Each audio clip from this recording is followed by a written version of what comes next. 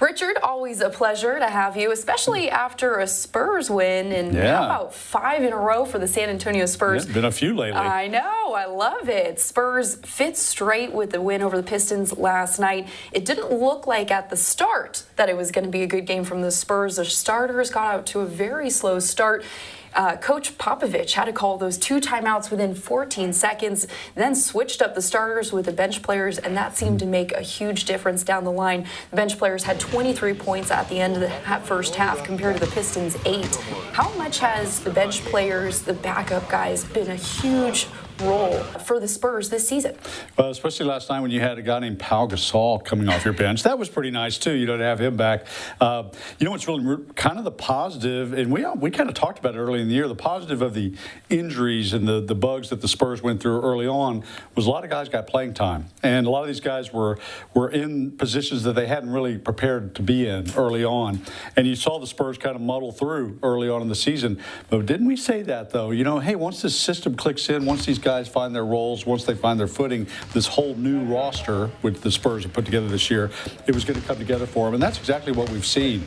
That includes that bench. When you have guys like Jakob Poeltl, who's been a starter and come off the bench, when you've got guys like Pau Gasol now who can play that role as well, all these different guys plugging into roles that the Spurs have been accustomed to in that system over the years, and now playing the system, it makes all the difference, and you've seen it. Spurs won 13 of their last 16 games. Very impressive. Now in 6th place in the Western Conference. Another player that has done so well, especially over the last couple of months, Derek White. It seems like he's growing more and more, getting better each game. How much has he evolved the last couple of weeks with the Spurs? He really has evolved. And you know what's nice about it is that the guys like we saw Derek White play early in the season, and it just didn't click. You remember they had the ratio when he was in, the scoring ratio was down, the offense wasn't really clicking. Bryn Forbes had to take the one spot, the point guard spot. So what was kind of nice was watching Derek White step back and say, okay, watch and learn, what can I do? And we saw this with Tony Parker early in his career where Greg Popovich tells him, look, keep going. I want some nasty. I want you to keep going after the basket. Keep pushing it, not sit there over there in the corner and just mull this over for a while. Get back in there and make something happen. That's what he did with Derek White, and we've seen it over the last week and a half. He's averaging about 18 points a game. You mentioned Tony Parker. He comes back to the Alamo City this upcoming Monday when the Spurs host the Charlotte Hornets. That's going to be a huge homecoming game for him. How will this Spurs team, as well as Coach Popovich and Spurs Nation, respond to the welcoming back of Tony Parker?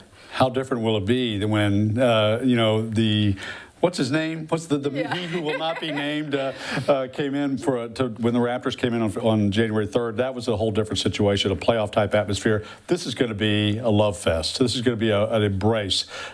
Nobody faults Tony Parker for signing with Charlotte, for going there, saying I got more playing time with James Borrego than I was going to get here. They believe in me there. I was going to be, and that's exactly what happened. We didn't know that all of our point guards were going to go down at that point. It's going to be a lot of fun, and that is going to be a blast to watch happen. Looking forward to it. Richard, thank you so much.